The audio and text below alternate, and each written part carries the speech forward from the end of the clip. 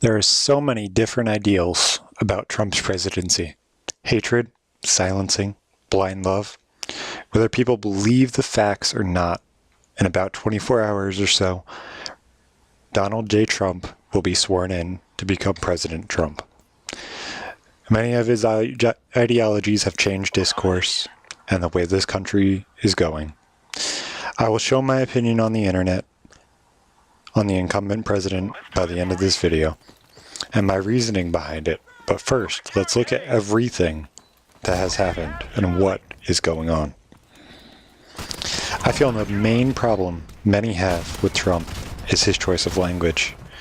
He's not afraid to talk about anything and everything that's in his mind, and tell you his words and exactly how he's thinking of them.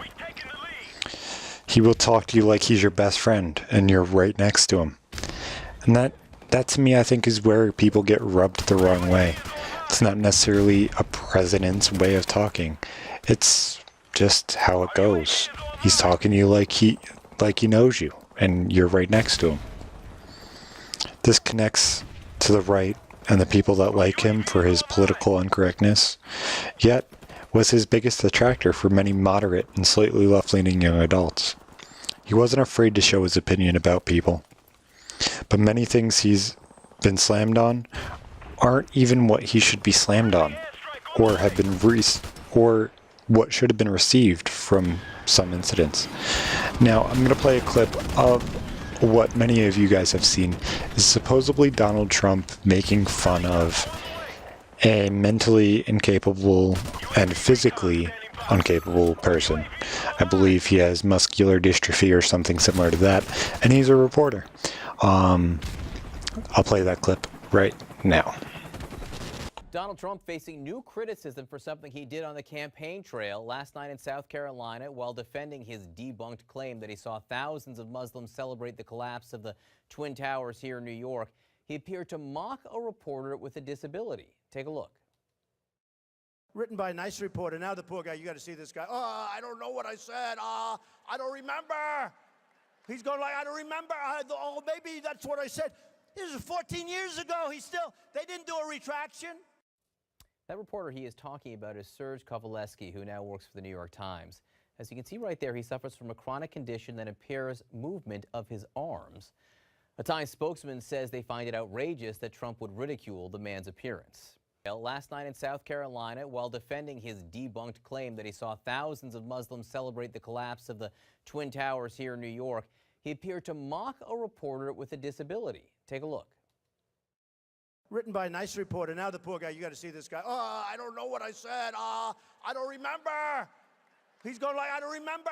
Oh, maybe that's what I said. This is 14 years ago. They didn't do a retraction. That reporter he is talking about is Serge Kovaleski, who now works for the New York Times.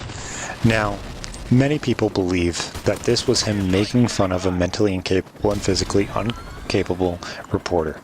But now, I'm going to show you where he uses the same kind of language and same kind of exaggerated emotion to complain about another, I believe, reporter and how they couldn't handle themselves. It could have been Ted Cruz. I'm not watching the clip right with you right now as I'm saying this. I'm just talking to you. So, watch this clip and let me know how you guys feel about it afterwards. Somebody said, that's amazing. Every single debate. You know, I heard Ted's a good debater. I said, he is a good debater, but he can't talk, okay? Bad talker. He's a good debater, bad talker. So he's over here. They asked him about waterboarding. They said, Senator Cruz, what do you think of waterboarding? Oh, I don't want to talk about it. You know, he didn't want to talk about waterboarding because too controversial. And I'm saying to myself, they're chopping off heads. He doesn't want to talk about waterboarding. Now, I know never Trumpers will not look at this the same, but isn't it a bit odd that he uses the same motion, language, and even exaggerated kind of thought process about talking about somebody who can't handle it, and it being a reporter, someone that loses composure? Isn't it? It isn't mentally or physically incapability, it's that they can't keep their composure. That's really what he's trying to show here. At least that's what he's saying he is trying to show here. And these are two different occurrences. It's not like he talked about one and then talked about the next one. He's he's continually using the same language and everything else to talk about two different people that couldn't keep their composure. And that, to me, is showing that he's not making fun of somebody who is disabled. He's not talking about somebody who's mentally or physically incapable. He's treating everybody on a fair playing field.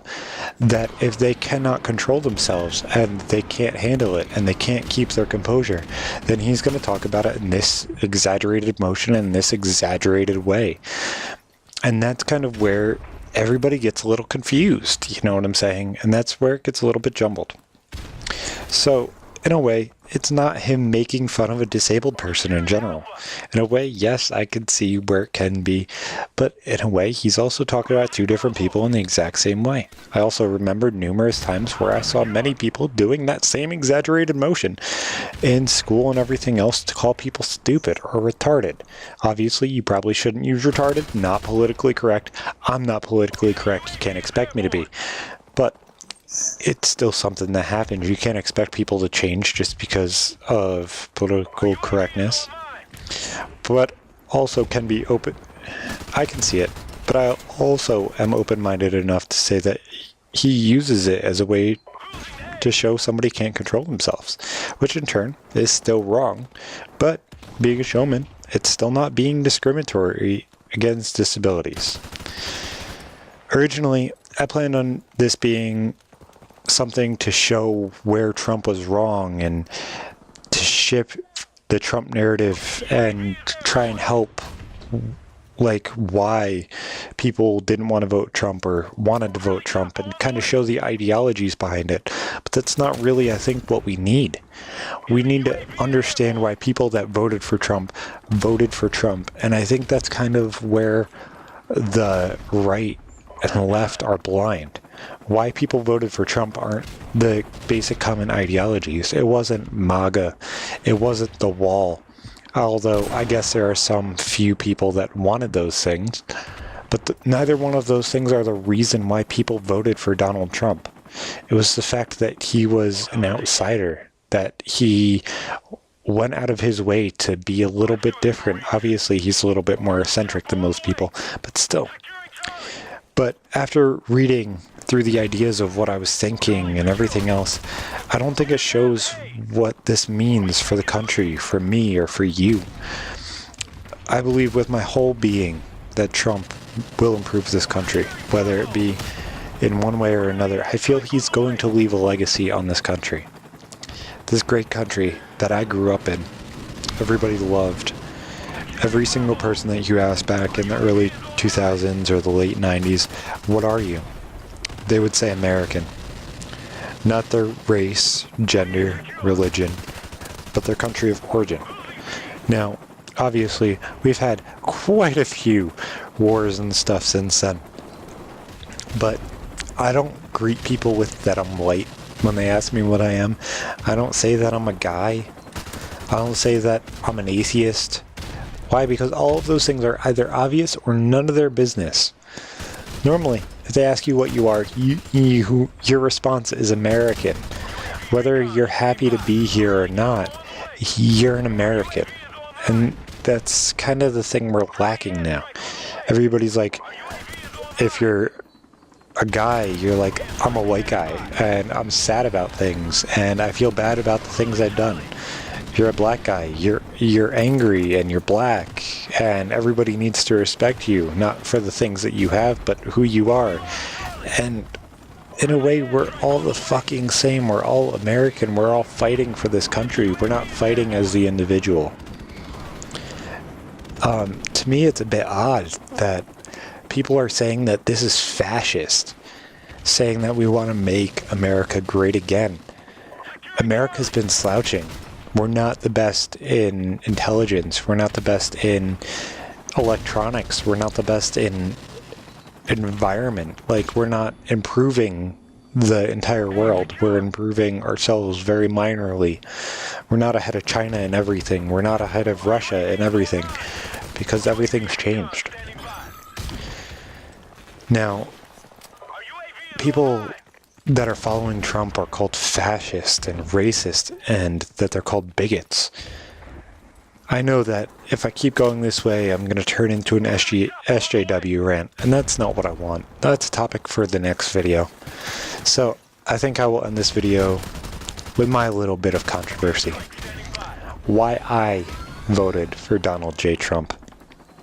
Personally, I voted for Donald J. Trump not because I'm blind, but because I wasn't afraid to look at both of the issues and causes and both sides. These were the biggest causes to me in this country. But first, I want to explain to you the different thoughts and the people I went through. First person I looked at was Bernie Sanders. Now, I am a white male. Number one. Biggest thing, obviously, in this country. Oh, you're a white male, you're privileged. No, I'm not fucking privileged. And that will be a story for another fucking video. But I'm not privileged. My skin and my gender do not give me privilege. But first person I looked at was Bernie Sanders. I really enjoyed him saying that he wanted to improve this country with socialist ideologies. And I really do understand where they would help us, but I also understand that it would hurt us. And that's what a lot of people aren't talking about, is how much those specific ideologies would change our country. If you aren't working for what you have or what you're trying to do, then you're not succeeding and you're not paying your taxes and continually upgrading it and becoming a better country, all of us, all around. If you're getting free college, that means that the people that are wealthy are paying for it. And that means that you're being entitled. Free healthcare. Now, I'm not saying everybody shouldn't have healthcare, because truthfully, I think it should be a mandated thing. You should have healthcare. People that are more rich than me or stuff like that shouldn't be paying for the poor people to go to the emergency room. We have this thing called HUD, where it kind of controls the amount of government resources that go to specific housing areas and stuff like that. And that also helps you get income-based housing. Why can't there be income-based healthcare? Now, obviously, those hospitals are going to have to pay people and pay for the insurance and stuff like that. But if you don't make enough money to pay for the insurance that you could have, then you get incident insurance and stuff like that. That should cover your sicknesses, cancers and stuff like that. But you should have insurance from the time that you were a kid and carry it on all the way through your entire adulthood. You shouldn't just be like, oh, I'm getting cancer, I should have insurance. That's not how it works. So those are the two biggest things that I had with Bernie Sanders.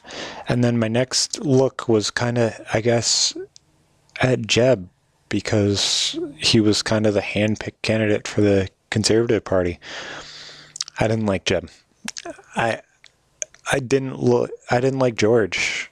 I can't be like, yeah, Jeb, because it's not going to work. It's not going to work well. So I looked at those two, and then I looked at this guy who was lighting up the stage and being entertaining. That's a lot of what Obama won off of, is being entertaining and joking and being cordial to people. Now, that's the part of Trump that most people don't think about, is he's logically doing this stuff. He's logically talking to you like you're a person, instead of talking over your head with large vernacular and stuff like that. He's going out of his way to talk to not only the least common denominator, but the most. So yeah, Trump's demographic is very widely spread compared to other people's demographic, where Hillary was lighting up in inner cities where there are lower schools, but that I'm going to talk about in a second. Okay, so my number one reason I voted for Trump is something we've been dealing with since the 60s and just been rebranded. Number one is Black Lives Matter. Whether or not their ideologies and their actions match up or not, it's really disgusting with the entire problem. The entire problem is disgusting. We had a minor problem with police violence before, where there was massive amount of news coverage over black teenagers that had done crimes right before they were shot were shot. Now, I'm not saying that they needed to be shot unless they were acting on the police officer in general. But we do have a police violence issue, and I will never say we don't. But the solution of the police violence issue is having body cams that cannot be turned off. We already have an answer for that. Is to help the police cope with the situations that they have, and the people going into the situations with the police need to have a positive mindset and help control the situation from their end as well.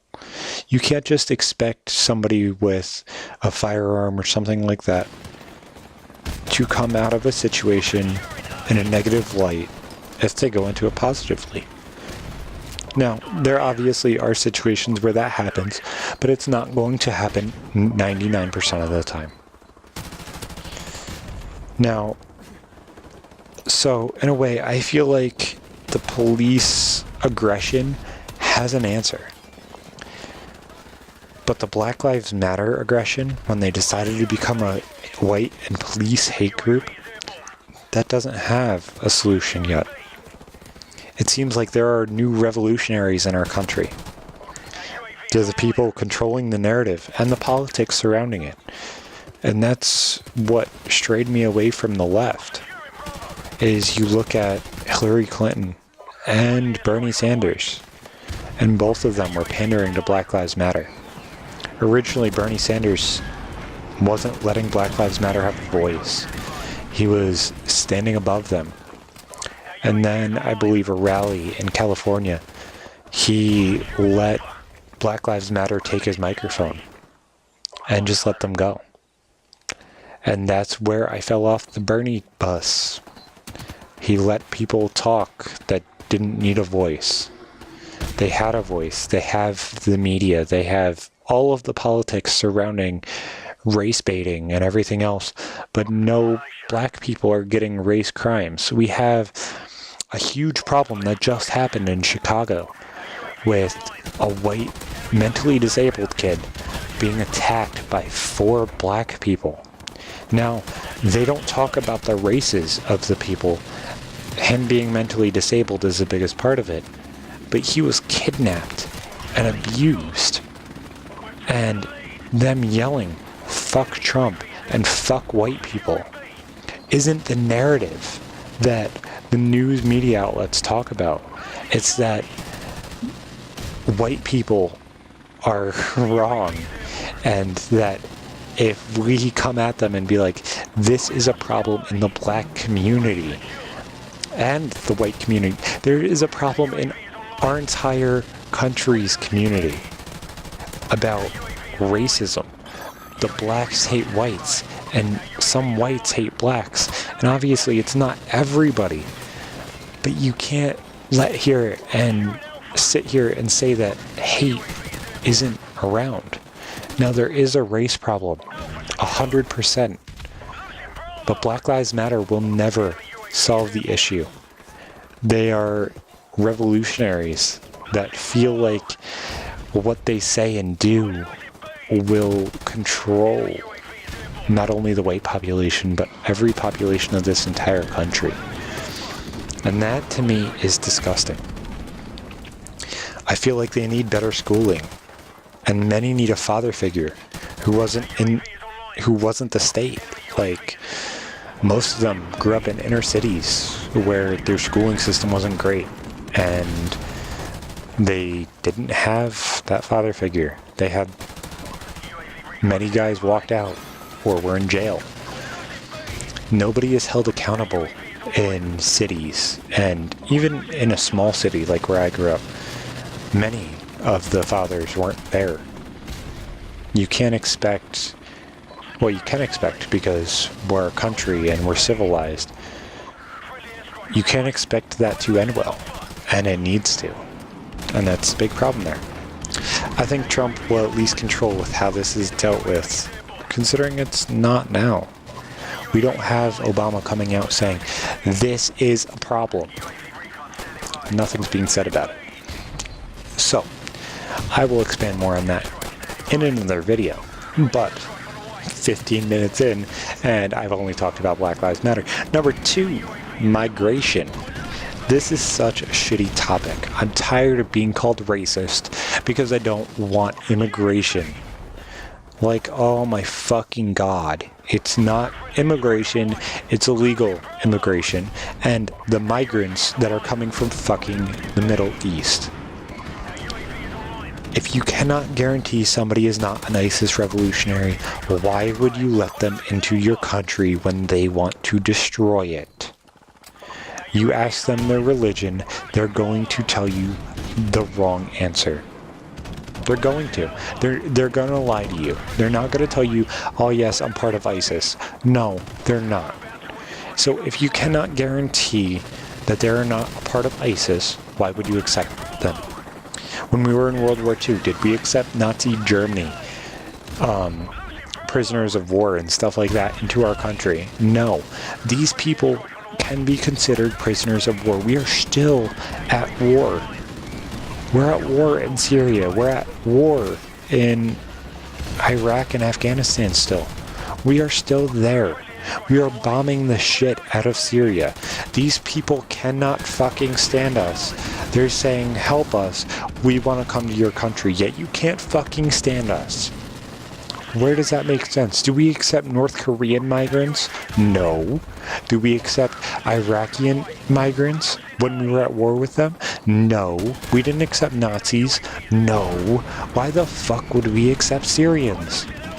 Now, if they are not jihadists, if they are legitimate Christians that are trying to get the fuck out of the country, and they go into a country like Israel, obviously, if you live in Israel in harmony for like 6 months, I'm sure that you will be accepted here. You go to Germany or France and you live there for 6 to 10 months, I'm sure you will be accepted. But as we see in France and Germany, there is rape pandemics now because Muslims do not know what the fuck they are doing in Western civilization, because females are allowed to do what the hell they want and males are allowed to do what the hell they want. There is rape culture now in these countries because of these problems.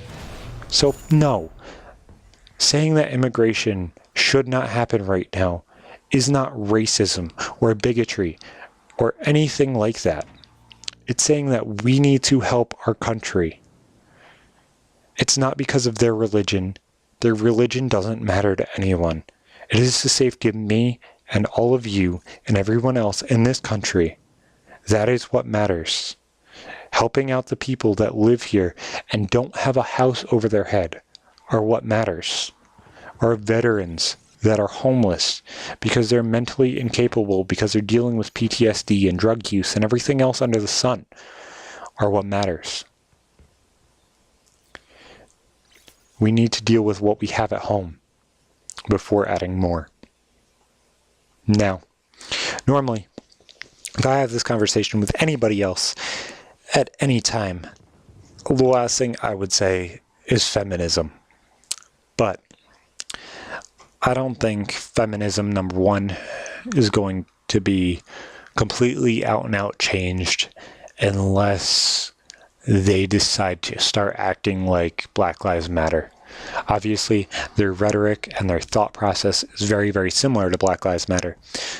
But the last thing I want to add is the LGBTQ community.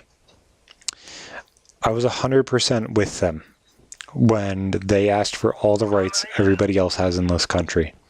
Marriage, everything. I 100% wholeheartedly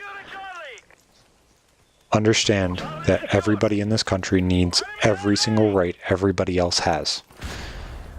I have gay friends, I have gay family, and I love them just as much as I love everybody else because that is how you are taught to love people.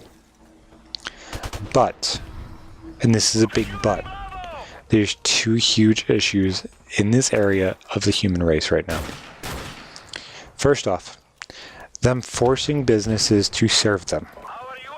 I can't force a business to serve me. I can't do anything like that. I don't understand why anybody, because of their gender, or anything else, can force somebody to serve them. So, I don't feel like that's how this works. You can't force a cake baker to bake a cake. Forcing them is going to make all businesses the same. If I started a business and didn't want to serve old ladies unless it's a Wednesday morning or a Sunday during the day, that word would go around and I would lose my business, because that's not how business works. You can't segregate or cut off a piece of culture because of how business works. You lose that entire demographic. So if a bakery or something like that says they don't want to make a gay cake, that's their choice. That is where you boycott and stuff like that. You don't need to go to the media and say that it's a problem. It is a problem with that specific business, but they do not have to take care of you. They don't. 100% they don't. I would love for them to, but they don't have to take care of you. That's not their job. Their job is to wait on the people that they choose to wait on. Okay. So yes, in part, just boycott the fucking businesses that don't want to take care of everybody, because that's really what you need to do. In the 60s, you wouldn't go to a business that says whites only if you want fucking cultural oppression gone. You just don't. It doesn't work like that. And last but not least, the trans problem. I'm not talking about the bathrooms, because the bathrooms are fucking obnoxious, but what this actually is. Can we do studies on this, please, without being fucking bigots? Please. I'm tired of they're trans, leave it alone. No, can we talk about this, please? Is trans a mental disorder? Can you actually be transgender? Is it transracial or trans species? That doesn't even sound right. I will refrain the best I possibly can from putting my opinion here, because I don't feel like I should put my opinion here, because it jumbles everything up. Could it be a hormone imbalance? Could it be a mental illness, which is what I feel it is, but that's personal. Or could it be just a teenager or a young adult making an impulsive choice? More likely. Truthfully, the third answer doesn't make sense logically, because you're not going to make a life choice based on an impulsive choice. Obviously, there are some impulsive people, but damn. And the first answer is the one that the media will push to you, that it's an imbalance and they want to follow the imbalance. Doesn't make much sense to me. But if it is an imbalance, can we at least look and see what happens if it's treated? If you think you're a female and you're a male, can we give you testosterone and see if that helps you get through the thoughts you are having? Please. Can we just test it without looking like idiots? Because that's not stupid. It's seeing how the mind works. And if we know how the mind works more, then we can help people grow as people. That's what works. And the whole it being a mental issue, there is extremely fringe fetishes and stuff like that, and mental illness, kind of the same thing. If you look at them, like people wanting to be amputees, like going to a point where they cut off their arm or leg because they feel like they were born as an amputee. Now, obviously, your sexual gender, which can only be one of two things, either male or female, there is no other thing. Either you're one or the other. If you're trans, you're switching from one to the other. There is no third or fourth gender. There is two. What is going on? Like, if it's hormones, can we look at that? Or is it an impulse of that specific mental illness of wanting to be something? Is that what it is? It's not like you're a hermaphrodite where you have both parts or both organs and you kind of can choose. Yes, when you're a kid and you have both organs, you probably should wait until you're older to make that choice, because then you see what you're developing into. Probably makes a little bit more sense than what we used to do, which was just chop off whatever one was the less dominant feature. But kind of makes sense still, because then you still have the features of the fucking thing that you are.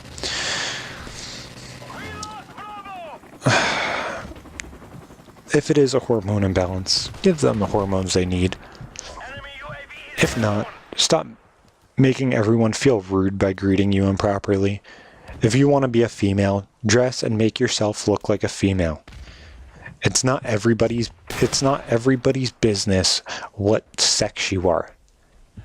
If you're a female and you want to be a female, or if you want to be a cross-dresser dressed like a female, then dress and look like a female.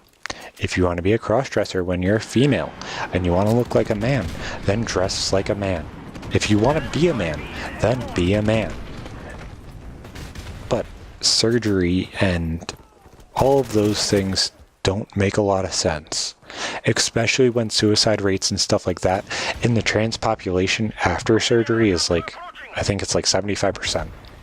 Obviously, very, very small numbers, because the trans population of the entire world is like 0.3, but it's kind of scary. As I'm sure many have said, you guys got the reason I voted Trump. Trump got my vote. And I'm happy to say, congratulations, Trump. We need to unite around him, whether or not you liked him or not. He is everyone's president. Just because you don't like him doesn't mean he's not your president. He's still saying things on your behalf. If you voted for Clinton, you can say, I didn't vote for him. He's not doing what I wanted because I didn't get who I voted for. But you cannot be a whiny bitch about it, because I'm fucking sick and tired of hearing the whining.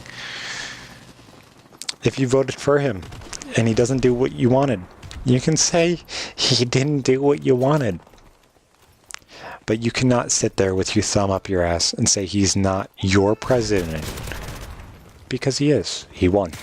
There's nothing you can do about it. There's nothing I can do about it. There's nothing anybody in this entire country can do about it, unless he does something illegal. And he hasn't. He won fair and square. 100% he won fair and square. Everyone, have a good night, and enjoy your fucking day. Goodbye.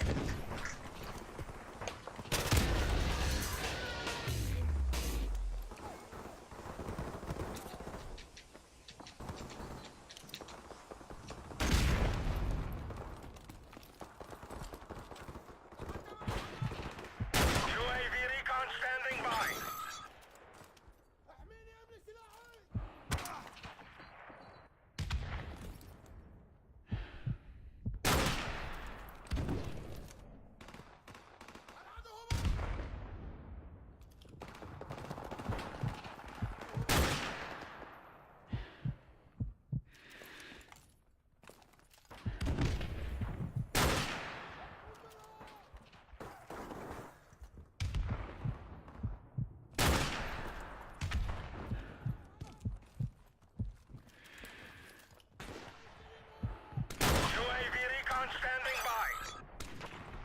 Our UAV is